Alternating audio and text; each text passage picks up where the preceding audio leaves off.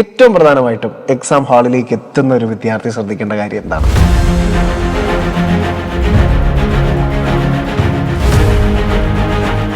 OMR നമ്മുടെ roll number mark ചെയ്യുന്ന സമയത്ത് എന്തെങ്കിലും ഒരു ചെറിയ മിസ്റ്റേക്ക് പറ്റിക്കഴിഞ്ഞാൽ എക്സാമിനിടയിൽ തന്നെ ഈ വാഷ്റൂമിൽ പോകേണ്ട ഒരു സാഹചര്യം വരുവാണെങ്കിൽ എന്ത് ചെയ്യും? സാർ അതുപോലെ സ്പെക്സ് യൂസ് ചെയ്യുന്ന ഒരു കുട്ടിയാണെങ്കിൽ എങ്ങനെയായിരിക്കും? സാർ ഇപ്പോൾ ചില കുട്ടികളൊക്കെ നമ്മൾ കണ്ടിട്ടുണ്ട് ക്വസ്റ്റ്യൻ പേപ്പറിൽ തന്നെ ആൻസേഴ്സ് മാർക്ക് ചെയ്തു. സാർ ഇപ്പോൾ ക്വസ്റ്റ്യൻ ബുക്ക്ലെറ്റിലൊക്കെ എന്തെങ്കിലുമൊക്കെ ചെറിയ അപാകതകളെ കുട്ടികൾക്ക് പ്രിന്റിങ്ങിന്റെ കാര്യത്തിലൊക്കെ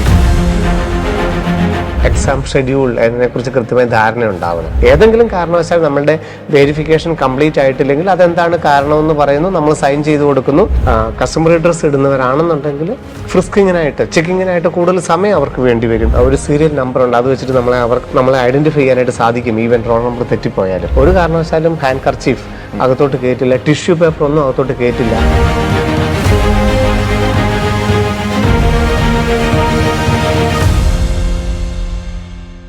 ഹലോ നീറ്റ് ആസ്പിരൻസ്, നീറ്റ് എക്സാമിന് ഇനി വളരെ കുറച്ച് ദിവസങ്ങൾ മാത്രമാണ് നമ്മുടെ മുൻപിലുള്ളത്.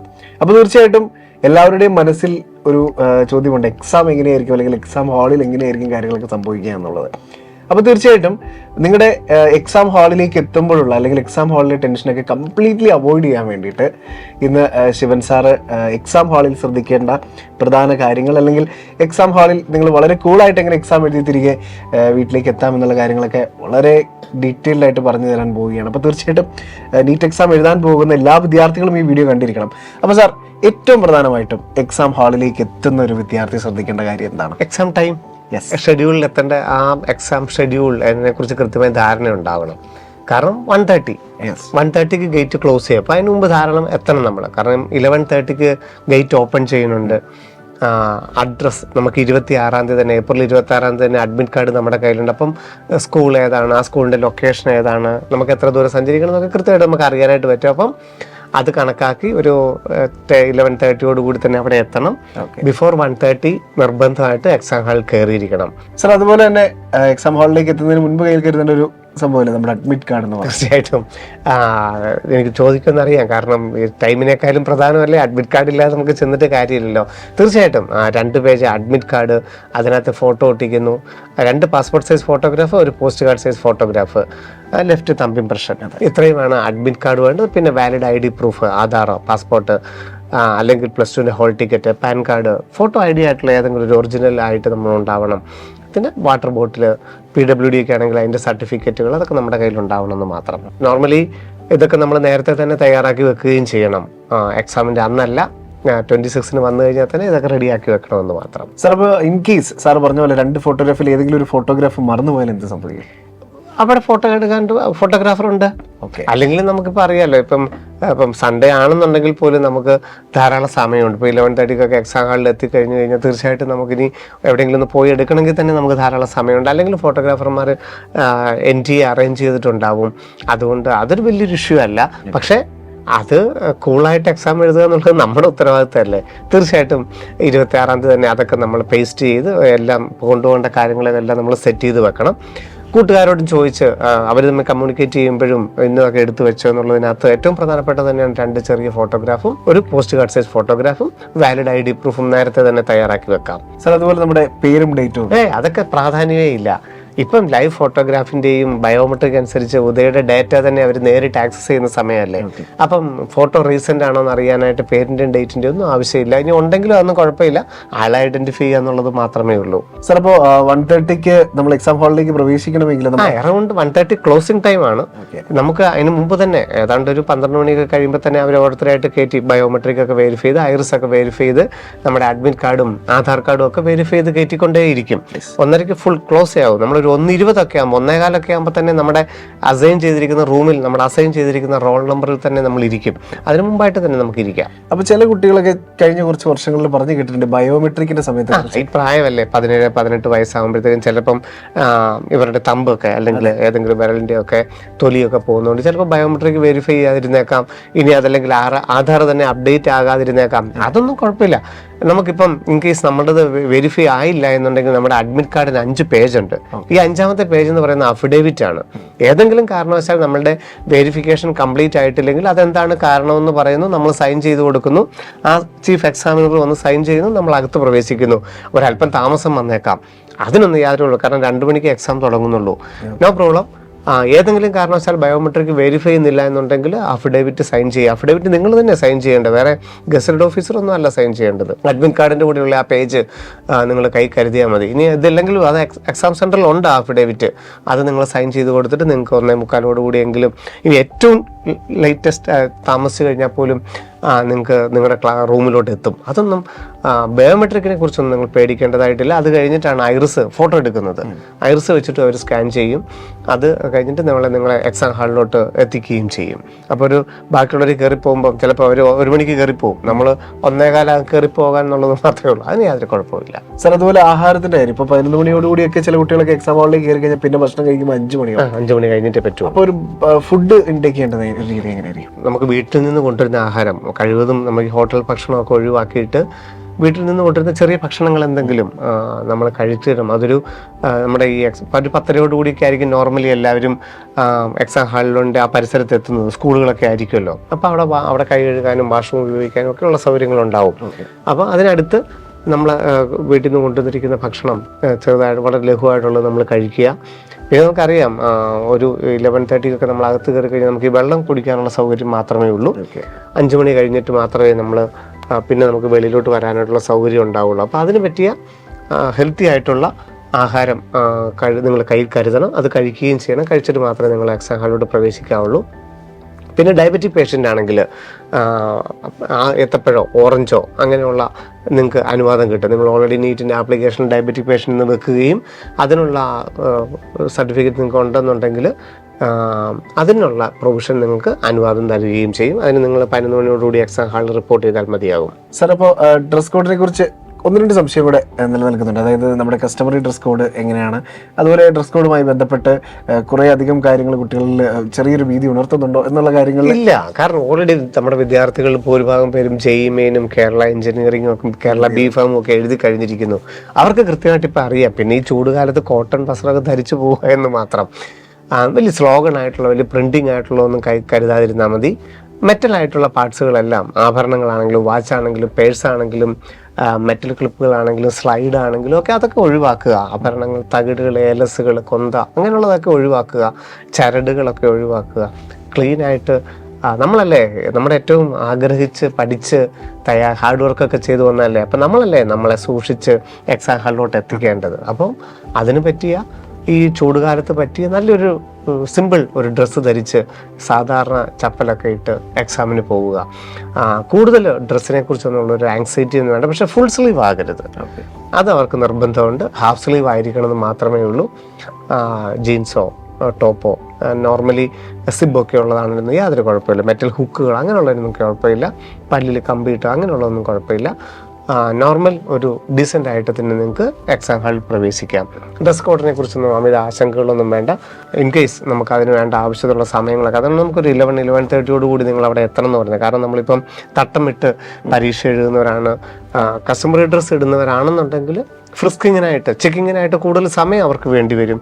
അപ്പോൾ അതിന് വേണ്ടിയിട്ട് നമ്മൾ 11-11:30 എന്താണെങ്കിലും എക്സാം ഹാളിൽ റിപ്പോർട്ട് ചെയ്യുക എന്ന് മാത്രം ഓർത്ത് വെച്ചാൽ മതിയാകും. ഇൻ കേസ് എന്തെങ്കിലും ഉണ്ടെങ്കിൽ തന്നെ നമുക്ക് ആവശ്യത്തിന് സമയമുണ്ടല്ലോ നമുക്ക് എക്സാം ഹാളിൽ കയറാനായിട്ട്. അത് നിങ്ങൾ അതിനെക്കുറിച്ചൊന്ന് ബോധവാനായാൽ മാത്രം മതി. സാർ, അതുപോലെ തന്നെ ഈ ഒരു 1:45 വിദ്യാർത്ഥികൾക്ക് ലഭിക്കുന്ന കാര്യങ്ങളാണ് പേന, ബുക്ക്ലെറ്റ്. അതെ, ഈ 1:30 നമ്മുടെ ഗേറ്റ് ക്ലോസ് ചെയ്ത് കഴിഞ്ഞാൽ 1:30 to 1:45 ആ ഇൻവിജിലേറ്റർ നമുക്ക് വേണ്ട ഇൻസ്ട്രക്ഷൻസ് ഒക്കെ തരികയാണ് എങ്ങനെ പരീക്ഷ എഴുതേണ്ടതെന്നുള്ളതിനെ കുറിച്ചൊക്കെ. 1:45 നമുക്ക് ഈ ക്വസ്റ്റ്യൻ ബുക്ക്ലെറ്റ്, അതൊരു പ്ലാസ്റ്റിക് എൻവലപ്പിലായിരിക്കും. ആ ക്വസ്റ്റ്യൻ ബുക്ക്ലെറ്റും ഒരു പേനായും കൂടെ നമുക്ക് തരുന്നത്. ഇൻ കേസ് നമുക്കറിയാമല്ലോ ഇതിൻ്റെ ട്രെയിനിങ് എന്ന് പറയുന്നത് എപ്പോഴും ഒരു സ്കൂളിൻ്റെ മെയിൻ ഒരു പ്രിൻസിപ്പളിനോ അല്ലെങ്കിൽ ഒരു ചീഫ് സൂപ്രണ്ടിന് മാത്രമേ ട്രെയിനിങ് കറക്റ്റായിട്ടുള്ളത് അവൈലബിൾ ആയിട്ടുള്ളൂ. അദ്ദേഹം ബാക്കിയുള്ളവർക്ക് കൊടുക്കുന്ന ഇൻസ്ട്രക്ഷൻ അനുസരിച്ചാണ് ഇൻവിജിലേറ്റേഴ്സ് വർക്ക് ചെയ്യുന്നത്. അപ്പോൾ ഒരു പക്ഷേ അതിൻ്റെയൊക്കെ ചെറിയ അപാകത കൊണ്ട് അല്പം താമസിച്ച് കഴിഞ്ഞാൽ നമുക്കത് ധൈര്യമായിട്ട് എഴുന്നേറ്റ് എന്ന് ചോദിക്കാം. കാരണം ക്ലാസ്സിൽ ക്ലോക്ക് ഉണ്ടല്ലോ. അപ്പോൾ 1:45 എഴുന്നേറ്റ് നിന്ന് ഏറ്റവും ചിരിച്ച് ചോദിക്കാം, സാർ 1:45 ഈ സമയമാണ് ക്വസ്റ്റ്യൻ ബുക്ക്ലെറ്റും പേന ഇഷ്യൂ ചെയ്യേണ്ടതെന്ന് ചോദിച്ചാലും കുഴപ്പമൊന്നുമില്ല. ഇനി അല്ലെങ്കിൽ അല്പം 5 മിനിറ്റ് താമസം നോർത്തും കുഴപ്പമില്ല. അതിന് നമുക്ക് ആകെ എഴുതാനുള്ളത് ആ കവറിൽ നമ്മുടെ പേരും റോൾ നമ്പറും മാത്രമേ എഴുതാനേ ഉള്ളൂ. അതിനൊക്കെ ഒരു 10 സെക്കൻഡ് മാത്രമേ എടുക്കുകയുള്ളൂ. 1:50 ആണ് നമുക്ക് ആ ക്വസ്റ്റ്യൻ പ്ലാസ്റ്റിക് എൻവലപ്പ് നമുക്ക് ആ പേന കൊണ്ടൊക്കെ ഒന്ന് കീറിയിട്ട് ക്വസ്റ്റ്യൻ ബുക്ക്ലെറ്റ് വെളിയിലെടുക്കുകയും വെളിയിൽ പേരും റോൾ നമ്പറും ഒക്കെ എഴുതുന്നത്. 1:55 ആ ക്വസ്റ്റ്യൻ ബുക്ക്ലെറ്റിൻ്റെ തന്നെ സീല് നമുക്ക് മാറ്റാനായിട്ട് സാധിക്കും. OMR വെളിയിലെടുക്കുന്നു. OMRൽ നമുക്ക് നമ്മുടെ റോൾ നമ്പർ ആദ്യം ബോക്സിൽ എഴുതാം, പിന്നെ അതിന് കറസ്പോണ്ടിങ് ആയിട്ടുള്ളത് ബബിൾ ചെയ്യാം. Question booklet number, version code, നമ്മുടെ പേര്, അച്ഛൻ്റെ പേര്, അമ്മയുടെ പേര്, നമ്മുടെ ടൈം, അങ്ങനെ എന്തൊക്കെയാണോ ചോദിച്ചിരിക്കുന്ന കാര്യങ്ങളെല്ലാം നമ്മൾ എഴുതുക എന്നുള്ളത് മാത്രം. 2 മണി തൊട്ട് 5 മണി വരെ എക്സാം. ഇൻ കേസ് ഞാൻ പറഞ്ഞല്ലോ, ഈ ട്രെയിനിങ്ങിൻ്റെ ഒക്കെ ചെറിയ അപാകത കൊണ്ട് ചിലപ്പോൾ അത് 2-5 ആയിരുന്നിരിക്കാം. പക്ഷെ അവിടെയൊന്നും നമ്മൾ ആങ്സൈറ്റി ആവണ്ട. നമ്മൾ സമയത്തിനെ കുറിച്ച് ഓർത്തിരിക്കുക. നമ്മളത് ചോദിച്ചു മേടിക്കേണ്ടതാണെന്നുണ്ടെങ്കിൽ ചോദിച്ചു മേടിക്കുക എന്നുള്ളത് അറിഞ്ഞു വെച്ചാൽ മാത്രമേ, ടൈമിനെ കുറിച്ച് നമ്മൾ അറിഞ്ഞു വെക്കുക എന്നുള്ളത് മാത്രം ഓർത്താൽ മതി. ഒരു പരിധിക്ക് അപ്പുറത്തൊന്നും ഒത്തിരി ഇന്ന് വരെയും സമയമൊന്നും ആർക്കും നഷ്ടപ്പെട്ടിട്ടില്ല. സർ, അതുപോലെ തന്നെ നമുക്ക് വാച്ച് അങ്ങനെയുള്ളതൊന്നും എക്സാം ഹാളിൽ അലൗഡ് അല്ല. സമയം അറിയാനായിട്ടുള്ള ഒന്നും വാച്ചോ മൊബൈലോ പേഴ്സോ ഒന്നും നമുക്ക് അനുവദിക്കില്ല. അപ്പോൾ ഈ എക്സാം ഹാളിൽ ഇൻ കേസ് ക്ലോക്ക് ഇല്ലാത്തൊരു സാഹചര്യം, ക്ലോക്ക് ഉണ്ടാവും. ഓരോ എക്സാം റൂമിലും ക്ലോക്ക് ഉണ്ടാവണം നിർബന്ധം. ഇതൊക്കെ ഒരു ഏജൻസിയാണ് അവർ ഏൽപ്പിക്കുന്നത്. അപ്പോൾ അത് നമുക്ക് ചോദിക്കാം. നമ്മളിപ്പോൾ 1:30 കയറുമ്പോഴേ ക്ലോക്ക് ഉണ്ടോ എന്നുള്ളത് നമുക്ക് പരിശോധിക്കാമല്ലോ. അപ്പോൾ അതൊക്കെ ഏറ്റവും സൗമനസ്യമായിട്ട് ചോദിക്കുക എന്ന് മാത്രമേ ഉള്ളൂ. ക്ലോക്ക് ഉണ്ടാവും, അതിന് യാതൊരു സംശയവും വേണ്ട. ഏറ്റവും പ്രധാനപ്പെട്ട കാര്യം തന്നെയാണ്. അവർക്ക് അതിനെക്കുറിച്ച് നല്ല അവയർനെസ് ഉണ്ട്. ക്ലോക്ക് എന്താണെങ്കിലും ഉണ്ടാവും. സർ, ഇപ്പോൾ ക്വസ്റ്റ്യൻ ബുക്ക്ലെറ്റിലൊക്കെ എന്തെങ്കിലുമൊക്കെ ചെറിയ അപാകതകളൊക്കെ കുട്ടികൾക്ക് പ്രിന്റിങ്ങിന്റെ കാര്യത്തിലൊക്കെ അത് നമ്മൾ ഇവർ പ്രത്യേകം പറയുന്നുണ്ട്. ഈ 2 മണിക്ക് നമ്മൾ ഓപ്പൺ ചെയ്യുമ്പോൾ തന്നെ എല്ലാ ലീഫും ഉണ്ടോ, ജസ്റ്റ് ക്വസ്റ്റ്യൻ എല്ലാം ഉണ്ടോ എന്ന് ഒരു സെക്കൻഡ് കൊണ്ട് അല്ലെങ്കിൽ 2 സെക്കൻഡ് കൊണ്ടൊക്കെ ഓടിച്ച് നോക്കണം എന്ന് പറയുന്നുണ്ട്. അപ്പോൾ അതിന് ക്വസ്റ്റ്യൻ ബുക്ക്ലെറ്റിനോ OMRനോ ഡാമേജ് ഉണ്ടെങ്കിൽ അപ്പം തന്നെ നമുക്ക് വേണമെങ്കിൽ അത് മാറ്റിത്തരും. പക്ഷേ ഇപ്പം നമ്മളായിട്ടൊരു ഡാമേജ് ആണ് വരുത്തുന്നതെങ്കിൽ അവർക്ക് മാറ്റിത്തരാനായിട്ടൊരു പ്രൊവിഷൻ ഇല്ല. പ്രിന്റിങ് മിസ്റ്റേക്ക് ആണെന്നുണ്ടെങ്കിൽ അവർ വേറെ തരും, മാറ്റിത്തരാനായിട്ടുള്ള പ്രൊവിഷൻ ഉണ്ട്. അത് നിങ്ങൾ ശ്രദ്ധിച്ചാൽ മതിയാകും. ആദ്യം കിട്ടുമ്പോൾ തന്നെ നമ്മളതൊന്ന് ഓടിച്ച് നോക്കുമല്ലോ. നിങ്ങൾക്ക് വേണമെങ്കിൽ പറഞ്ഞിട്ട് അത് മാറ്റി മേടിക്കാം. സർ, ഇപ്പോൾ എക്സാം ഹാളാണ്, കുട്ടികൾ ആ ഒരു ക്യൂരിയോസിറ്റിയോടുകൂടിയൊക്കെ ഇരിക്കുകയായിരിക്കും. ഒരു പക്ഷേ OMRൽ നമ്മുടെ റോൾ നമ്പർ മാർക്ക് ചെയ്യുന്ന സമയത്ത് എന്തെങ്കിലും ഒരു ചെറിയ മിസ്റ്റേക്ക് പറ്റിക്കഴിഞ്ഞാൽ അത് റീപ്ലേസ് ചെയ്യാം. ഇല്ല, നമ്മുടെ റോൾ നമ്പറിൻ്റെ കൂട്ടത്തിൽ തന്നെ അവർ അസൈൻ ചെയ്തിട്ടുണ്ട് ഈ വിദ്യാർത്ഥിക്ക് ഏത് OMR ആണ് അല്ലെങ്കിൽ ഇത് ആരാണ് എഴുതുന്നുള്ളത്. അവർക്കൊരു സീരിയൽ നമ്പർ വെച്ചിട്ട് ഒരു ബാർകോഡ് വെച്ചിട്ട് അവർക്കറിയാം. ഇവൻ നമ്മൾ എഴുതുന്ന റോൾ നമ്പർ തെറ്റിപ്പോയാലും ആ റോൾ നമ്പർ ബബിൾ ചെയ്യുന്നത് മാറിപ്പോയാലും ഒക്കെ കൃത്യമായിട്ട് അവർക്ക് അറിയാം ഇത് ആരുടെ OMR ആണെന്നുള്ളത് അറിയാം. OMR എന്ന് പറയുന്നത് തന്നെ 2 ആൻസർ ഷീറ്റ് ക്ലബ് ചെയ്തതാണ്, അവർ ചേർത്ത് വെച്ചിരിക്കുന്നതാണ്. അത് കാർബൺ കോപ്പി, ഒറിജിനൽ കോപ്പി ഉണ്ട്. അത് നമ്മൾ വേർപെടുത്തൊന്നും വേണ്ട. അത് അവരുടെ ഒരു സേഫ്റ്റിക്ക് വേണ്ടിയിട്ട് 2 എണ്ണം സൂക്ഷിക്കാൻ വേണ്ടിയിട്ടാണ്. അത് അതിനകത്ത് ഒരു സീരിയൽ നമ്പർ ഉണ്ട്. അത് വെച്ചിട്ട് നമ്മളെ ഐഡന്റിഫൈ ചെയ്യാനായിട്ട് സാധിക്കും ഈവൻ റോൾ നമ്പർ തെറ്റിപ്പോയാലും. അതുകൊണ്ട് റോൾ നമ്പർ ആദ്യം എഴുതുമ്പോഴേ തെറ്റിപ്പോയി എന്നുള്ളതൊന്നും, അല്ലെങ്കിൽ ഇനി ഒന്ന് ബബിൾ ചെയ്തപ്പോൾ തെറ്റിപ്പോയി, കറക്റ്റായിട്ടുള്ളത് നിങ്ങൾ ബബിൾ ചെയ്തോളുക. അതിന് ബോർഡിൽ ബോക്സിൽ എഴുതുന്നുണ്ട്, അതിന് താഴെ ബബിൾ ചെയ്ത് തെറ്റിപ്പോയാൽ കറക്റ്റായിട്ടുള്ളത് ബബിൾ ചെയ്താൽ മാത്രം മതിയാകും. റോൾ നമ്പറിൻ്റെ കാര്യത്തിൽ നിങ്ങൾക്ക് യാതൊരു തരത്തിലുള്ള ടെൻഷനും വേണ്ട. വേറൊരു സീരിയൽ നമ്പർ അതിനകത്ത് അസൈൻഡ് ഉണ്ട്. പക്ഷെ വേർഷൻ കോഡ് എഴുതുന്നത് തെറ്റിപ്പോരുമെന്ന് മാത്രം. വേർഷൻ കോഡ് എഴുതിയില്ലെങ്കിലും കുഴപ്പമില്ല, പക്ഷേ വേർഷൻ കോഡ് എഴുതണം.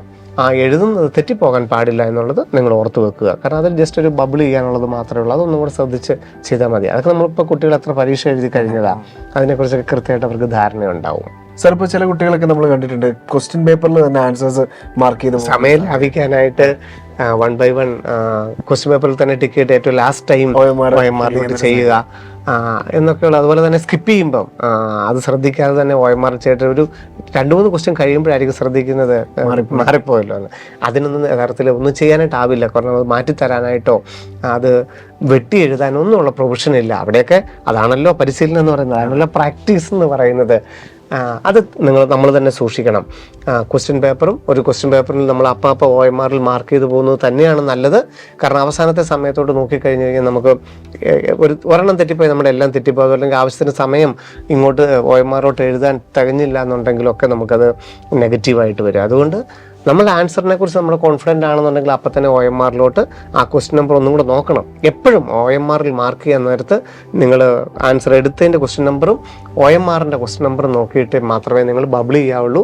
അത് നല്ല കോൺഷ്യസ് മൈൻഡിൽ തന്നെ ചെയ്യേണ്ട ഒരു പ്രധാനപ്പെട്ട കാര്യം തന്നെയാണ്.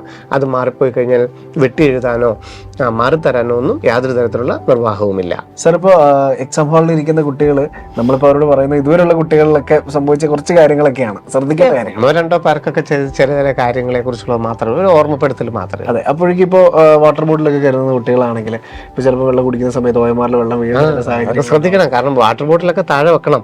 അതുപോലെ നമ്മുടെ കൂട്ടത്തിലിരിക്കുന്ന നമ്മുടെ അപ്പുറത്തിരിക്കുന്ന ആളോടാണെങ്കിലും അദ്ദേഹത്തോട് ഏറ്റവും സന്തോഷത്തോടെ സൗമ്യമായിട്ട് തന്നെ പറയണം, അത് താഴെ വെക്കണം. വാട്ടർ ബോട്ടിൽ എപ്പോഴാണെങ്കിലും താഴെ സൂക്ഷിക്കാവുള്ളൂ. അതുപോലെ അടപ്പൊക്കെ മുറുക്കി വെക്കുന്നുണ്ടെന്നൊക്കെ നോക്കണം. അതൊക്കെ നമ്മുടെ എത്രയും top all India level toppers ആകാൻ പോകുന്നവരല്ലേ, തീർച്ചയായിട്ടും ആ ഒരു ശ്രദ്ധയൊക്കെ അവർക്കുണ്ടാവും. പിന്നെ ഉള്ളത് ഈ ചൂടാണ് നന്നായിട്ട്, അപ്പം നമ്മുടെ കൈയൊക്കെ നന്നായിട്ട് വേർക്കും. കർച്ചീഫ് നമ്മൾ അകത്തോട്ട് കയറ്റില്ല, ഒരു കാരണവശാലും ഹാൻഡ് കർച്ചീഫ് അകത്തോട്ട് കയറ്റില്ല, ടിഷ്യൂ പേപ്പർ ഒന്നും അകത്തോട്ട് കയറ്റില്ല. അപ്പം നമ്മുടെ കോട്ടണായിട്ടുള്ള നമ്മുടെ ഡ്രസ്സിൽ തന്നെ നമ്മുടെ കൈ ഇടയ്ക്ക് തുടയ്ക്കുക എന്ന് മാത്രമേ പറ്റുള്ളൂ. കാരണം ആ ബാർകോഡും OMRൻ്റെ ഇതൊന്നും വേർപ്പ് അധികം വീണ് നനയാതിരിക്കാനായിട്ടൊക്കെ നമ്മൾ ശ്രദ്ധിക്കണം. അതുകൊണ്ട് കൈ നല്ല സൂക്ഷിക്കുക, നമ്മുടെ ഡ്രസ്സിൽ മാക്സിമം തുടയ്ക്കാനായിട്ടേ പറ്റുള്ളൂ. അതൊക്കെ നിങ്ങളൊന്ന് ശ്രദ്ധിച്ചിരുന്നാൽ മാത്രം മതിയാകും. പക്ഷെ വെള്ളക്കുപ്പിയൊക്കെ ശ്രദ്ധിച്ച് തന്നെ കൈകാര്യം ചെയ്യുക. സാർ, അതുപോലെ എക്സാമിനിടയിൽ തന്നെ ഈ വാഷ്റൂമിൽ പോകേണ്ട ഒരു സാഹചര്യം വരുവാണെങ്കിൽ എന്ത് ചെയ്യും? തീർച്ചയായിട്ടും അതിനുള്ള പ്രൊവിഷൻ അവിടെ ഉണ്ട്, നമുക്കത് അനുവാദം ഉണ്ട് വാഷ്റൂമിൽ പോകാനായിട്ട്. പക്ഷെ തിരിച്ചു വന്നിട്ട് നമ്മൾ ആദ്യം തൊട്ട് ഗേറ്റ് തൊട്ടുള്ള ഫ്രിസ്കിങ് ചെക്കിങ്ങിന്റെ പ്രോസസ്സിനുള്ളിൽ എല്ലാം നമ്മൾ കടന്നു പോകണമെന്ന് മാത്രം. നമുക്കൊരു അല്പം ടൈം അവിടെ വേസ്റ്റ് ആവും എന്ന് മാത്രമേ ഉള്ളൂ. അല്ലാതെ വാഷ്റൂമിൽ പോകാൻ മേലായികയൊന്നുമില്ല. അതിന് ഉള്ള പ്രൊവിഷൻസ് എല്ലാ സെൻറ്ററിലും തന്നെ ഉണ്ട്. പിന്നെ നമുക്കറിയാം പെൺകുട്ടികളൊക്കെ വരുമ്പം ഈ ഓവർ ആങ്സൈറ്റി, ഇപ്പോൾ വയറുവേദനയൊക്കെ ഇപ്പം അതൊക്കെ എടുക്കുന്നുണ്ടെന്നുണ്ടെങ്കിൽ അതിനൊക്കെയുള്ള പ്രിക്കോഷൻസ് അല്ലെ പ്രിവെൻറ്റീവ് എന്താണോ അതൊക്കെ നിങ്ങളൊന്ന് കരുതിയിരിക്കണം.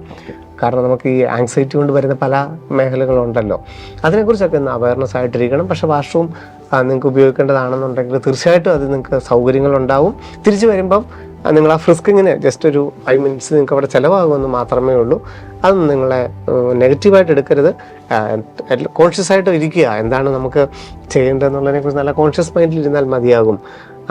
വെള്ളം കുടിക്കുന്നതിനോ വാഷ്റൂം ഉപയോഗിക്കുന്നതിനോ ഒക്കെ ഉള്ള സൗകര്യങ്ങളുണ്ടാവും. നോർമൽ നിങ്ങൾ സാധാരണ എക്സാം എഴുതുന്ന ഒരു ആംബിയൻസിൽ തന്നെ നീറ്റ് എക്സാം എഴുതാനായിട്ടുള്ള സൗകര്യങ്ങളാണ് NTA ഒരുക്കിയിരിക്കുന്നത്.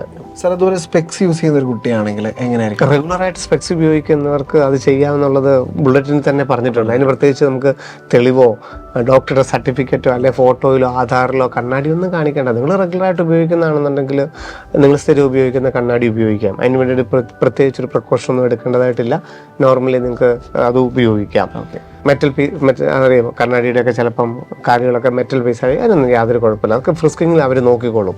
അത് നോക്കിയിട്ടല്ലേ കയറ്റി വിടുകയുള്ളൂ, കുഴപ്പമൊന്നുമില്ല. പിന്നെ നമ്മൾ റെഗുലറായിട്ട് ഉപയോഗിക്കുന്ന ഗ്ലാസ്സുകളായിരിക്കണം. അല്ലാതെ കൂളിംഗ് ഗ്ലാസ് പോലെ ഭയങ്കര ചൂടാണെന്ന് വിചാരിച്ച് നമുക്ക് കൂളിംഗ് ഗ്ലാസ്സോ അല്ലെങ്കിൽ അങ്ങനെയുള്ള മാസ്കുകളോ അങ്ങനെയുള്ളതൊന്നും സമ്മതിക്കാൻ പറ്റില്ല. ഹെയർ ക്ലിപ്പ് ഞാൻ മുമ്പ് പറഞ്ഞല്ലോ, നമ്മുടെ ഹെയർ ക്ലിപ്പുകൾ അങ്ങനെയുള്ള ഒന്നും മറ്റൊന്നും സമ്മതിക്കില്ല. നോർമൽ നിങ്ങൾ ഉപയോഗിക്കുന്ന സ്പെക്സ് ഉപയോഗിക്കാനായിട്ട് സമ്മതിക്കുകയും ചെയ്യും. സാർ, ഇപ്പോൾ നമ്മൾ കുട്ടികളുടെ പെർസ്പെക്റ്റീവിൽ കുറേ കാര്യങ്ങൾ പറഞ്ഞു. അതുപോലെ തന്നെ ഇമ്പോർട്ടൻ്റ് ആണ് ആ എക്സാം ഹാളിൽ നിൽക്കുന്ന ഇൻവിജിലേറ്റേഴ്സ് 2 പേരുണ്ട്. തീർച്ചയായിട്ടും ഇൻവിജിലേറ്റേഴ്സിനെ സംബന്ധിച്ചിടത്തോളം അവർ ഏതെങ്കിലും ഗവൺമെൻറ് സെക്ടറിൽ വർക്ക് ചെയ്യുന്നവരൊക്കെ ആയിരിക്കും. അവർ പല എക്സാമുകൾക്ക് ഓൾറെഡി നിന്ന് പരിചയമുള്ളവരായിരിക്കും. പക്ഷേ അവർക്ക് ഇത് നീറ്റ് എക്സാമാണ്, ഇത് ഏറ്റവും വിദ്യാർത്ഥികൾ ഇത്രത്തോളം ഹാർഡ് വർക്ക് ചെയ്ത് ഇത്രത്തോളം ഓവർ ആങ്സൈറ്റിയിൽ വന്ന് എഴുതുന്ന എക്സാം ആണെന്നൊന്നും ഒരു പക്ഷേ അവരത് അതിനെക്കുറിച്ച് ബോധവാനാകേണ്ട ആവശ്യവുമില്ല. അവരൊരു പക്ഷേ അങ്ങനെ ആയിരിക്കുകയുമില്ല. പിന്നെ അതുമല്ല, ഒരു 24 പേരിക്കുന്ന ഒരു ക്ലാസ് റൂമിൽ നമ്മുടെ കുട്ടികളെ പോലെ വളരെ തയ്യാറെടുപ്പോട് വന്നിരിക്കുന്ന 1-2 കുട്ടികളെ ഉണ്ടാവുള്ളൂ.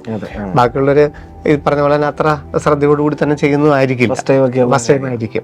പക്ഷേ ഇൻവിജിലേറ്റേഴ്സ് സംബന്ധിച്ചിടത്തോളം അവർ മനസ്സിലാക്കേണ്ട കാര്യം എത്രത്തോളം ഹാർഡ് വർക്ക് ചെയ്ത് സ്വപ്നം കണ്ട് തയ്യാറെടുത്താണ് നമ്മുടെ കുട്ടികൾ വരുന്നത്. അപ്പം അതിന് വേണ്ട ഏറ്റവും നല്ലൊരു കരുതൽ കുട്ടികൾക്ക് ഉണ്ടാവണം. ഇപ്പം ഈ 11 മണിക്ക് 11:30 വരുമ്പോൾ മുതൽ നിങ്ങൾ മറ്റേ അഡ്മിറ്റ് കാർഡ് വെരിഫൈ ചെയ്യുമ്പോഴാണെങ്കിലും ബയോമെട്രിക് എടുക്കുമ്പോഴാണെങ്കിലും അതിനുശേഷം ഓരോ വെരിഫിക്കേഷൻ്റെ സമയത്താണെങ്കിലും സൗമ്യമായിട്ടുള്ള ഇടപെടൽ തീർച്ചയായിട്ടും വിദ്യാർത്ഥികൾ ആഗ്രഹിക്കുന്നുണ്ട്. ആ ഒരു ഇടപെടലിലൊക്കെ കഴിഞ്ഞ തവണയൊക്കെ 1-2 സെൻറ്ററിലൊക്കെ വേണമെങ്കിൽ നമുക്ക് അറിയാം അവർക്ക് കുട്ടികൾക്ക് ബുദ്ധിമുട്ടുണ്ടാകുന്ന രീതിയിലൊക്കെ ഉണ്ടായിരുന്നു. അതുപോലെ തന്നെ ഒരു റൂമിൽ 2 ഇൻവിജിലേറ്റേഴ്സ് ഉണ്ടാകും. അവരൊരു പക്ഷേ പരിചയമുള്ളവരും ആയിരിക്കാം. അപ്പോൾ അവർ തമ്മിലുള്ള സംസാരമൊക്കെ വിദ്യാർത്ഥികൾക്ക് ഭയങ്കര ബുദ്ധിമുട്ടുണ്ടാകും. പ്രത്യേകിച്ചും ഏതെങ്കിലും ഒരു ബെഞ്ചിൻ്റെയൊക്കെ സൈഡിൽ നിന്നായിരിക്കും അവർ വർത്തമാനം പറയുന്നത്. അപ്പോൾ അത് കുട്ടികൾക്ക് ബുദ്ധിമുട്ടുണ്ടാകാതിരിക്കാനായിട്ട് ശ്രദ്ധിക്കുക. ഇനി കുട്ടികളാണെങ്കിലും അങ്ങനെ ഉണ്ടെങ്കിൽ അവരോട് ഏറ്റവും സൗമ്യമായിട്ട് ഏറ്റവും ബഹുമാനത്തോടുകൂടി തന്നെ ചോദിക്കുക. ഇത് മാക്സിമം അങ്ങനെയുള്ള കാര്യങ്ങൾ അവോയ്ഡ് ചെയ്യാനായിട്ട് വിദ്യാർത്ഥികൾക്കും ഇടപെടാം. ഇൻവിജിലേറ്റേഴ്സ് അങ്ങനെയുള്ള കാര്യങ്ങൾ കൂടുതൽ ശ്രദ്ധിക്കണം. അതുപോലെ തന്നെ പരീക്ഷയ്ക്ക് ഇടയ്ക്കാണെങ്കിലും അറ്റൻഡ് ഷീറ്റിൽ ഒപ്പിടിക്കാനായിട്ടും അറ്റൻഡ് ഷീറ്റിൽ ഫോട്ടോ ഒട്ടിക്കാനായിട്ടും തമ്പിമർഷം വെക്കാനായിട്ടൊക്കെ ഉണ്ട്, ഫോട്ടോ എടുക്കാനായിട്ട് വരുന്നുണ്ട്. ഇതിനൊക്കെ മൈന്യൂട്ട് സെക്കൻഡുകൾ മാത്രമേ വരികയുള്ളൂ. അതൊക്കെ ഏറ്റവും സൗമ്യമായിട്ട് തന്നെ അവരോട് ഇടപഴകാനും തിരിച്ച് വിദ്യാർത്ഥികൾ അവരോട് ഇടപഴകുമ്പോഴും ഏതൊരു സാഹചര്യത്തിലും അവരോട് ഇടപഴകുമ്പോഴും ഏറ്റവും ബഹുമാനത്തോടു കൂടി ഏറ്റവും സൗമ്യമായിട്ട് തന്നെ ചെയ്യണം എന്നുള്ള കാര്യം രണ്ടുപേരും അറിഞ്ഞിരിക്കേണ്ടത് നല്ലതാണ്. തീർച്ചയായിട്ടും കൂടുതൽ കുട്ടികൾ നമുക്ക് പറഞ്ഞിരിക്കുന്നത് അറിയാം. കാരണം ആ എക്സാം ഹാളിനെ കുറിച്ച് അല്ലെ ആ സ്കൂളിനെ കുറിച്ച് അല്ലെ അവിടുത്തെ ഇൻവിജിലേറ്റേഴ്സിനെ കുറിച്ച് ഏറ്റവും പോസിറ്റീവായിട്ട് ധാരാളം കുട്ടികൾ നമ്മളിപ്പോൾ ഈ കോളേജിലൊക്കെ പറഞ്ഞപ്പോഴും അത് തന്നെ ഏറ്റവും പോസിറ്റീവായിട്ട് പറഞ്ഞിരിക്കുന്നവരാണ് കൂടുതലും. പ്രത്യേകിച്ചും ചില സ്കൂളുകളെ കുറിച്ചൊക്കെ അവിടുത്തെ ആംബിയൻസിനെ കുറിച്ചും ഡെസ്ക് ബെഞ്ച് അവരുടെ പെരുമാറ്റമൊക്കെ ഏറ്റവും നല്ല രീതിയിൽ തന്നെ വിദ്യാർത്ഥികൾ അത് ഷെയർ ചെയ്യാറുമുണ്ട്. സാർ അതുപോലെ ഈ റഫ് വർക്ക് ചെയ്യാൻ വേണ്ടിയിട്ട് കുട്ടികൾക്ക് അഡീഷണൽ പേപ്പർ ഇല്ല. നമ്മുടെ ഈ ക്വസ്റ്റ്യൻ ബുക്ക്ലെറ്റിന്റെ ഏറ്റവും ലാസ്റ്റത്തെ പേജ് ബ്ലാങ്ക് ആണ്, ഏറ്റവും അവസാനത്തെ പേജ്. അതിലാണ് റഫ് വർക്ക് ചെയ്യേണ്ടത്. പക്ഷെ ഒരു കാരണവശാലും അത് കീറി എടുക്കുകയും ചെയ്യരുത്. കാരണം ഓരോ പ്രാവശ്യം നമുക്ക് അവസാനത്തോട്ട് പോകുമ്പോൾ അത് കീറി എടുത്ത് കൈവെക്കുന്നുണ്ട്. ഒരു കാരണവശാലും അത് കീറി എടുത്ത് അതിനകത്ത് റഫ് വർക്കുകയും ചെയ്തത് ക്വസ്റ്റ്യൻ ഇടയിൽ ചെയ്യാം. അതിനൊന്നും ഇൻവിജിലേറ്റേഴ്സ് ഒരു ഇത് പറയില്ല. കാരണം അത്ര വളരെ ഡീറ്റെയിൽ ആയിട്ട് ചെയ്തു പോകേണ്ട ഒന്നും ക്വസ്റ്റ്യൻ ഉണ്ടാവില്ല. അതുകൊണ്ട് തന്നെ ക്വസ്റ്റ്യൻ ഇടയിൽ തന്നെയാണ് വിദ്യാർത്ഥികൾ ഭൂരിഭാഗവും ചെയ്യുന്നത്. പക്ഷേ റെഫർക്ക് ചെയ്യാനായിട്ടുള്ള ഷീറ്റ് അഡീഷണൽ ആയിട്ട് തരില്ല. അത് ക്വസ്റ്റ്യൻ ബുക്ക്ലെറ്റിൻ്റെ ഏറ്റവും അവസാനത്തെ പേജാണ്. കൂടുതൽ ഡീറ്റെയിൽ ആയിട്ട് ചെയ്യണമെന്നുണ്ടെങ്കിൽ അതിനകത്ത് ചെയ്ത് നോക്കുക എന്നുള്ളത്. പിന്നെ വിദ്യാർത്ഥികൾക്ക് കൊണ്ട് ഈ പേന നമുക്ക് ഒരെണ്ണം ചിലപ്പോൾ അത് ഒടിഞ്ഞു പോകും. കാരണം ഈ 2 രൂപയുടെ ചെറിയ പേന തരുന്നത് അതൊക്കെ വേണം, ഇഷ്ടം പോലെ ഉണ്ട് അവരുടെ കയ്യിൽ. എഴുന്നേറ്റ് എന്ന് ചോദിച്ചു കഴിഞ്ഞാൽ പേനയൊക്കെ മാറിത്തരും. അതിനൊന്നും യാതൊരു തരത്തിലുള്ള അവിടെയൊക്കെ നമ്മൾ സ്മാർട്ടായിട്ട് വർക്ക് ചെയ്യുക, സമയം കളയാതിരിക്കുക എന്നുള്ളതാണ് ചെയ്യുന്നത്. നമ്മളൊരു കോൺഫിഡൻസ്, നമ്മളൊരു ധൈര്യം കാണിക്കേണ്ട സമയമല്ല ഇത്. തീർച്ചയായിട്ടും ആ ധൈര്യം നിങ്ങൾ കാണിക്കുകയും ചെയ്യണം. സാർ അതുപോലെ ഈ ഒരു അഡ്മിറ്റ് കാർഡ് അവർ തിരിച്ചു മേടിക്കുക. അതെ, 5 മണി കഴിഞ്ഞിട്ട് നമുക്ക് ഈ ക്വസ്റ്റ്യൻ ബുക്ക്ലെറ്റ് ക്വസ്റ്റ്യൻ പേപ്പർ നമുക്ക് തന്നുവിടും. അഡ്മിറ്റ് കാർഡ് അതുപോലെ വലിയ പോസ്റ്റ് കാർഡ് സൈസ് ഫോട്ടോ ഒട്ടിച്ചത് അവരവിടെ മേടിച്ച് വെക്കാറാണ് പതിവ്. നമ്മൾ പറഞ്ഞല്ലോ, ഈ ട്രെയിനിങ്ങിൻ്റെ അപാകത കൊണ്ട് ചിലർ ഈ ഹോൾ ടിക്കറ്റ് ഒക്കെ തന്നുവിടും. അതൊന്നും നമ്മളെ സംബന്ധിച്ചുള്ള അതൊന്നും എക്സാമുമായിട്ട് ബന്ധപ്പെട്ട കാര്യങ്ങളൊന്നും അല്ല. നോർമൽ അഡ്മിറ്റ് കാർഡും വലിയ ഫോട്ടോ ഒട്ടിച്ച പേജും എക്സാം ഹാളിൽ മേടിച്ച് വെച്ചിട്ട് ക്വസ്റ്റ്യൻ ബുക്ക്ലെറ്റ് മാത്രമായിട്ടാണ് വിദ്യാർത്ഥികൾ വെളിയിൽ വരുന്നത്. സാർ അതുപോലെ തന്നെ എക്സാം ഹാളിൽ ഇപ്പോൾ എല്ലാവർക്കും മാനേജ് ചെയ്യാൻ പറ്റുന്ന വളരെ കൃത്യമായിട്ടുള്ള കാര്യങ്ങളാണ് നമ്മൾ പറഞ്ഞു കൊടുത്തത്. തീർച്ചയായിട്ടും. കാരണം എങ്ങനെയാണ് മാനേജ് ചെയ്യേണ്ടത് എന്നുള്ള കാര്യങ്ങളാണ് പറയുന്നത്. അതൊന്നും ഒരിക്കലും നമ്മുടെ റിസൾട്ടിനെയോ റാങ്കിനെയോ ഒരു തരത്തിലും ബാധിക്കുന്ന കാര്യങ്ങളല്ല. അതുകൊണ്ട് തന്നെയാണ് അത് ആ രീതിയിൽ പറഞ്ഞത്. കാരണം നമ്മൾ വളരെ കോൺഫിഡൻ്റ് ആയിരിക്കണം. അവിടുത്തെ ആ അന്തരീക്ഷം നമ്മുടെ രീതിയിലാക്കി എടുക്കുക എന്നുള്ളത് നമ്മുടെ കഴിവാണ്. അപ്പോൾ അതൊന്നും നിങ്ങളുടെ റാങ്കിനെയോ റിസൾട്ടിനെയോ ഒന്നും ബാധിക്കില്ല.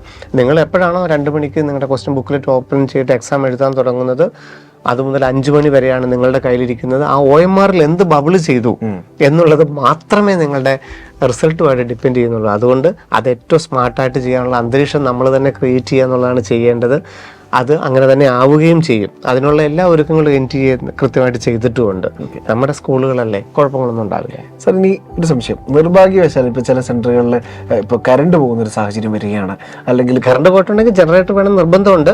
പക്ഷെ എന്നാലും ഒരു സമയത്തിനപ്പുറം കൂടുതൽ സമയം നമ്മുടെ സമയം നഷ്ടപ്പെടുന്നുണ്ടെങ്കിൽ ഇനി അതുപോലെ തന്നെ ഈ നമുക്ക് ക്വസ്റ്റ്യൻ പേപ്പർ ലഭിക്കാൻ അത്യാവശ്യം നല്ല ടൈം ലാഗ് എടുക്കും. 5 മിനിറ്റ് ഒന്നും അല്ല, 20 മിനിറ്റ് ഒക്കെ എടുത്തു കൂടുതൽ സമയം പോകുന്നുണ്ട്. കുട്ടികൾക്ക് എന്ത് ചെയ്യാൻ പറ്റും? റിസൾട്ടിനെ ബാധിക്കുന്ന തരത്തിൽ ഈ പറഞ്ഞതുപോലെ തന്നെ റിസൾട്ടിനെ ബാധിക്കുന്ന തരത്തിൽ നമ്മൾ എക്സാം എഴുതാനുള്ള നമ്മളുടെ അവകാശത്തെ ബാധിക്കുന്ന രീതിയിലുള്ള ഇനി എക്സാം സെന്ററിലോട്ട് നമ്മുടെ കയറ്റുന്ന ഉൾപ്പെടെയുള്ള ഏത് കാര്യങ്ങളാണെങ്കിലും നമുക്ക് വളരെ റൂഡായിട്ട് തോന്നുന്ന ഏത് കാര്യമാണെങ്കിലും, ഇപ്പോൾ കറണ്ടിൻ്റെ കാര്യമാവാം, ക്വസ്റ്റ്യൻ പേപ്പർ ഡിസ്ട്രിബ്യൂട്ട് ചെയ്ത കാര്യത്തിലാവാം, മറ്റ് എന്തിനെങ്കിലും നമ്മുടെ വളരെ സീരിയസ് ആയിട്ടുള്ളൊരു ഇഷ്യൂ ആണെന്നുണ്ടെങ്കിൽ നമ്മൾ ആ എക്സാം സെൻറ്ററിൽ നിന്ന് പോരുന്നതിന് മുമ്പ് തന്നെ, കാരണം പോന്നു കഴിഞ്ഞിട്ട് പിന്നെ നമ്മൾ പറയുന്നതിന് വലിയ അർത്ഥമൊന്നുമില്ല, പോരുന്നതിന് മുമ്പ് തന്നെ അത് കൃത്യമായിട്ട് എഴുതി അവിടുത്തെ എക്സാം സൂപ്രണ്ടിന് ഒരു കോപ്പി കൊടുത്ത് അതിനൊരു കോപ്പി നമ്മളുടെ കയ്യിൽ വെച്ചിട്ട് അത് അന്ന് തന്നെ എത്രയും പെട്ടെന്ന് തന്നെ NTAക്ക് ഇമെയിൽ ചെയ്യുക. ആ എക്സാം സെൻറ്ററിൽ നമ്മുടെ കൂട്ടത്തിൽ എഴുതിയ പേരൻസിൻ്റെയും കുട്ടികളുടെയും ഒക്കെ നമ്പർ കളക്ട് ചെയ്തിട്ട് നിങ്ങൾ എത്രത്തോളം പേര് ഒരുമിച്ച് നിന്ന് ആ കാര്യങ്ങൾ ഹാൻഡിൽ ചെയ്യുക. കാരണം ഇത് എക്സാം സെൻറ്ററിൽ നിന്ന് പോന്നു കഴിഞ്ഞാൽ പിന്നെ അവിടെ ആരാ ഉണ്ടായിരുന്നത്, കൂട്ടത്തിൽ എഴുതിയ ആരാന്നൊന്നും ആർക്കും അറിയാൻ പറ്റില്ല. അതുകൊണ്ട് അങ്ങനെ വളരെ സീരിയസ് ആയിട്ടുള്ളൊരു ഇഷ്യൂ ആണെന്നുണ്ടെങ്കിൽ നിങ്ങളത് റിട്ടേൺ ആയിട്ട് തന്നെ എക്സാം സൂപ്രണ്ടിന് കംപ്ലൈൻറ്റ് കൊടുക്കണം. അത് നിങ്ങളുടെ അതിൻ്റെ ഒരു കോപ്പി ഉണ്ടാവണം. ആ കോപ്പി നിങ്ങൾ അപ്പം തന്നെ അത് NTAക്ക് ഇമെയിൽ ചെയ്യുകയും ചെയ്യണം. ഒപ്പം നിങ്ങൾ ആ എക്സാം സെൻറ്ററിലുള്ള ആ റൂമിലുള്ള അല്ലെ എക്സാം സെൻറ്ററിലുള്ള എല്ലാവരും ഒരുമിച്ച് നമ്പറുകളൊക്കെ കളക്ട് ചെയ്തിട്ട് ഫർദറായിട്ട് എന്താണ് പ്രൊസീഡ് ചെയ്യേണ്ടത് എന്നുള്ളത് നോക്കിയിട്ട് തന്നെ ചെയ്യണം. അങ്ങനെ ഒരു സംഭവം ഉണ്ടായാൽ തീർച്ചയായിട്ടും അത് തന്നെയാണ് അതിൻ്റെ രീതി. അപ്പം തന്നെ എക്സാം സെൻറ്ററിൽ നിന്ന് പുറപ്പെടുന്നതിന് മുമ്പ് തന്നെ അതിനുള്ള ഒരു ആക്ഷൻ നമ്മൾ എടുത്തിരിക്കണം. അപ്പം നീറ്റ് എക്സാം എഴുതാൻ പോകുന്ന വിദ്യാർത്ഥികളും അവരുടെ രക്ഷിതാക്കളും 26-ാം തീയതി തന്നെ NEET.NTA.NIC.in എന്ന വെബ്സൈറ്റിൽ അഡ്മിറ്റ് കാർഡ് വരും. അത് നമുക്ക് ഡൗൺലോഡ് ചെയ്യുക. 5 പേജായിരിക്കും. ആദ്യത്തെ 2 പേജാണ് അഡ്മിറ്റ് കാർഡ് എന്ന് പറയുന്നത്. അതിനകത്തൊരു ഫോട്ടോഗ്രാഫ് ഒട്ടിക്കുക, ലെഫ്റ്റ് തമ്പ് ഇംപ്രഷൻ എടുത്ത് വെക്കുക, 2ാമത്തെ പേജിൽ വലിയൊരു ഫോട്ടോ ഒട്ടിക്കുക. പിന്നെ നമ്മൾ എന്താണ് കൊണ്ടുപോകേണ്ടത്, വാലിഡ് ID പ്രൂഫിൻ്റെ ഒറിജിനൽ നമ്മൾ എടുത്ത് വെക്കുക. അതുപോലെ തന്നെ വെള്ളം, കൊണ്ടുപോകാനുള്ള വെള്ളം അതന്ന് കൊണ്ടുപോകുന്നതെന്ന് എടുത്താൽ മതി. പിന്നെ ആ എക്സാം സെൻറ്ററിനെ കുറിച്ച്, ആ സ്കൂൾ എവിടെയാണ്, അതിൻ്റെ അഡ്രസ്സ് കൃത്യമായിട്ട്, അതിൻ്റെ ലൊക്കേഷനെ കുറിച്ചൊരു ധാരണ ഉണ്ടാക്കി വെക്കുക. പിന്നെ ഡ്രസ്സിനെ കുറിച്ചൊക്കെ, അന്ന് കൊണ്ടുപോകുന്ന ഡ്രസ്സിനെ കുറിച്ചൊക്കെ ഒന്ന് കരുതി വെക്കുക. ഒരു 10:30 ആകുമ്പോഴും എക്സാം സെൻറ്ററിൽ ചെല്ലാനുള്ള രീതിയിൽ തന്നെ നമ്മൾ പുറപ്പെടണം. അത്യാവശ്യത്തിന് വീട്ടിൽ നിന്ന് കൊണ്ടുപോകുന്ന വെള്ളം, വീട്ടിൽ നിന്ന് കൊണ്ടുപോകുന്ന ആഹാരം അതൊക്കെ കഴിയുമെങ്കിൽ ഉപയോഗിക്കുക. വെളിയിൽ നിന്നുള്ള ഫുഡ് കഴിയുമെങ്കിൽ ഒഴിവാക്കുക. നമുക്കൊരു 11-11:30 ആകുമ്പോൾ തന്നെ ചൂടും കൂടെയൊക്കെയാണുള്ള കാലാവസ്ഥയാണ്. അത്യാവശ്യം ആഹാരം കഴിച്ച് അത്യാവശ്യം വെള്ളമൊക്കെ കുടിച്ചിട്ട് നമ്മളെ ഓരോരുത്തരായിട്ട് ലൈൻ നിർത്തിയിട്ടാണ് എക്സാം സെൻറ്ററിനകത്തോട്ട് കൊണ്ടുപോകുന്നത്. അവിടെ ആദ്യം അവരുടെ ആധാർ കാർഡ് പരിശോധിച്ചിട്ടാണ് അകത്തോട്ട് കയറ്റുന്നത്. പിന്നെ ബയോമെട്രിക് എടുത്തവരെ വെരിഫൈ ചെയ്യും. ഇൻ കേസ് ഇതിന് എന്തെങ്കിലും ഒരു ഇതുണ്ടെങ്കിൽ തന്നെ അതിന് യാതൊരു ഒന്നും പേടിക്കാനില്ല. ഒരു അഫിഡേവിറ്റ് ഉണ്ട്, അത് നമ്മളുടെ കയ്യിലുണ്ട്. ഈ നമ്മുടെ ഹോൾ ടിക്കറ്റിൻ്റെ കൂടെ ഉണ്ട്. നമ്മൾ കരുതിയില്ലെങ്കിൽ എക്സാം സെൻറ്ററിൽ അഫിഡേവിറ്റ് ഉണ്ട്. അത് കുട്ടി തന്നെ ജസ്റ്റ് സൈൻ ചെയ്ത് കൊടുത്താൽ നമുക്ക് എക്സാമിനകത്തോട്ട് കയറാം. നമ്മൾ 1:20 തന്നെ നമുക്ക് അസൈൻ ചെയ്തിരിക്കുന്ന റൂമിൽ സീറ്റിൽ നമ്മളിരിക്കും. 1:30 ഗേറ്റ് ക്ലോസ് ചെയ്യും. 1:45 നമുക്ക് ക്വസ്റ്റ്യൻ ബുക്ക്ലെറ്റും പേനയും കിട്ടും. 2 മണി മുതൽ 5 മണി വരെ ആയിരിക്കും എക്സാം. എക്സാമിൻ്റെ ടഫ് അനുസരിച്ച് നമുക്ക് 2023, 2024, 2025 ഒക്കെ നമ്മുടെ മുമ്പിലുണ്ട്. അപ്പം അതനുസരിച്ചുള്ള ധാരാളം ലെവലുള്ള പരീക്ഷകൾ നമ്മുടെ വിദ്യാർത്ഥികൾ എഴുതി കഴിഞ്ഞു. ഡയറക്റ്റ് ആയിട്ടുള്ളത്, NCERT ബേസ്ഡ് ആയിട്ടുള്ളത്, ടഫായിട്ടുള്ളത്. അപ്പോൾ ഏത് രീതിയിലുള്ള ക്വസ്റ്റ്യൻ പേപ്പറും വളരെ ഡീസൻ്റ്, വളരെ എക്സ്പീരിയൻസ് ആയിട്ട് അവർ ചെയ്ത് കഴിഞ്ഞിരിക്കുന്നു. അപ്പോൾ അവർ കോൺഫിഡൻ്റ് ആയിട്ട് തന്നെയാണ് നമ്മുടെ വിദ്യാർത്ഥികൾ ഇരിക്കുന്നത്. അപ്പം അവർ ആ എക്സാമിൻ്റെ ടഫ് അനുസരിച്ച്, എക്സാമിൻ്റെ ക്വാളിറ്റി അനുസരിച്ച് ടൈം മാനേജ് ചെയ്യാൻ പഠിക്കുക. അതായിരിക്കും ഇത്തവണത്തെ ഏറ്റവും പ്രധാനപ്പെട്ട ഒരു കാര്യം എന്ന് എനിക്ക് തോന്നുന്നു. ഈ 2026 റാങ്ക് ഡിസൈഡിങ് ഫാക്ടറിൻ്റെ ഏറ്റവും മെയിൻ ടൈം മാനേജ്മെൻറ്റ് ചെയ്യാനായിട്ട് പഠിക്കുക. ഡയറക്റ്റ് ആയിട്ടുള്ള ക്വസ്റ്റ്യൻസ് എത്രത്തോളം കണ്ടുപിടിക്കുകയും അതിനകത്ത് നെഗറ്റീവ് വരുത്താതിരിക്കാനായിട്ട് ശ്രദ്ധിക്കുക. ലാസ്റ്റ് ടൈം പ്രിപ്പറേഷൻ തന്നെ നമ്മൾ പറഞ്ഞു, മാക്സിമം ഓവറോൾ റിവിഷനെ കുറിച്ചൊക്കെ പറഞ്ഞു. അപ്പോൾ അങ്ങനെ ആ 2 to 5 നിങ്ങൾ ആ OMRൽ എത്രത്തോളം എഫക്റ്റീവായിട്ട് നിങ്ങൾ ആർജിച്ച കഴിവിനനുസരിച്ച് ആ OMRൽ നിങ്ങൾക്കത് നിങ്ങളുടെ ആൻസർ ചെയ്യാൻ കഴിഞ്ഞു എന്നുള്ളത് ആണ് നിങ്ങളുടെ റാങ്ക് ഡിസൈഡിങ് ഫാക്ടർ. 5 മണിയോടുകൂടി എക്സാം കഴിയുന്നു. ബാക്കി എക്സാമിന് ശേഷമുള്ള ഒരു ഡീറ്റെയിൽ വിശകലനമൊക്കെ എവിടെ ചേരണം, എത്ര രൂപ, അതിനെക്കുറിച്ചൊക്കെ ഉള്ള ധാരാളം സമയം നമുക്ക് പിന്നീട് കിടക്കുന്നു. കാരണം ഏതാണ്ട് ജൂലൈയിലൊക്കെ അലോട്ട്മെൻറ്റ് സമയം ആവുകയുള്ളൂ. അപ്പോൾ അതിൻ്റെയൊക്കെ വളരെ ഡീറ്റെയിൽ ആയിട്ടുള്ള അനാലിസിസൊക്കെ നമുക്ക് പിന്നീട് ചെയ്യാം. അപ്പം നീറ്റ് 2026 വളരെ, കാരണം ഇത്രയും സമയം കിട്ടി, ഇത്രത്തോളം പല രീതിയിലുള്ള എക്സാമുകൾ നടത്തി, എല്ലാ രീതിയിലുള്ള തയ്യാറെടുപ്പുകൾ നമ്മളെ വിദ്യാർത്ഥികളും നടത്തിയിട്ടുണ്ട്. അപ്പം അങ്ങനെയുള്ള ഓരോ ഓവർ ആങ്സൈറ്റി നിങ്ങളുടെ ഭാഗത്തുനിന്ന്, പേരൻസിൻ്റെ ഭാഗത്തുനിന്ന് എൻ്റെ അനാവശ്യമായിട്ടുള്ള ഒരു ഓവർ ആങ്സൈറ്റിയുടെ ആവശ്യമില്ല. നമ്മൾ ബാക്കി എക്സാം എഴുതാൻ നിങ്ങൾ പോയ പോലെ തന്നെ, ഒരു മോഡൽ എക്സാം എഴുതാൻ പോയ പോലെ തന്നെ നിങ്ങൾ ചെല്ലുക. പരീക്ഷ ഏറ്റവും നല്ല രീതിയിൽ എഴുതാനുള്ള ഒരു അന്തരീക്ഷം നമ്മുടെ വിദ്യാർത്ഥിക്കും സംജാതമാകാനായിട്ട് നിങ്ങൾ ശ്രദ്ധിക്കുക എന്നുള്ളത് മാത്രമേ ഉള്ളൂ. ഇപ്പോൾ എല്ലാ വർഷങ്ങളിലും എക്സാം കഴിഞ്ഞ് കുട്ടികൾ റിവ്യൂ എടുക്കാൻ പോകുമ്പോൾ നമ്മുടെ ബ്രില്യൻറ്റിലെ കുട്ടികൾ പറയുന്നൊരു വലിയൊരു കാര്യമുണ്ട്. അതായത് ബ്രില്യൻറ്റിലെ ഷാർപ്പ് പറഞ്ഞ പോലെ തന്നെ ബ്രില്യൻറ്റിലെ ഒരു എക്സാം എഴുതിയ പ്രതീതിയോടുകൂടി തന്നെ എക്സാം എഴുതി മടങ്ങാൻ സാധിച്ചു എന്ന്. അങ്ങനെ പറയാനുള്ളൊരു ഏറ്റവും വലിയ കാര്യം എന്ന് പറയുന്നത് നിങ്ങൾ ഇവിടെ എഴുതി പരിശീലിച്ച അത്രയും നമ്പർ ഓഫ് എക്സാംസിൽ നിന്ന് കിട്ടിയ കോൺഫിഡൻസ് ആണ്. തീർച്ചയായിട്ടും ഒരു കാര്യം എപ്പോഴും വിചാരിക്കുക, ഒരു വർഷം നിങ്ങൾ ഇതിനുവേണ്ടി തയ്യാറെടുത്തതാണ്. നിങ്ങൾ എക്സാം എഴുതാൻ പോകുന്ന ആ ഒരു ദിവസം നിങ്ങളുടെ ജീവിതത്തിലെ നിർണായകമായ ഒരു ദിവസമാണ്. അന്ന് ഒരുപാട് ഓവർ ആൻസൈറ്റി ഒക്കെ കാരണം ടെൻഷൻ അടിച്ച് നിങ്ങളുടെ സ്വപ്നത്തെ നഷ്ടപ്പെടുത്താതിരിക്കുക എന്നുള്ളത് നമ്മുടെ ഉത്തരവാദിത്തമാണ്. നമ്മുടെ പേരൻസിൻ്റെ കണ്ണിലെ സന്തോഷം കാണാൻ നമ്മളെല്ലാവരും കാത്തിരിക്കുന്ന ഒരു ദിവസമാണ്. തീർച്ചയായിട്ടും അന്നത്തെ പെർഫോമൻസ് ഏറ്റവും ബെസ്റ്റ് ആവട്ടെ. നിങ്ങളെ കൃത്യമായിട്ട് വഴി നയിക്കാൻ എന്നും ടീം ബ്രില്യൻറ്റ് നിങ്ങളോടൊപ്പമുണ്ട്. എല്ലാവിധ ആശംസകളും നേരുന്നു. All the very best. Bye. Brilliant Study Center, India's #1 coaching center for NEET and JEE.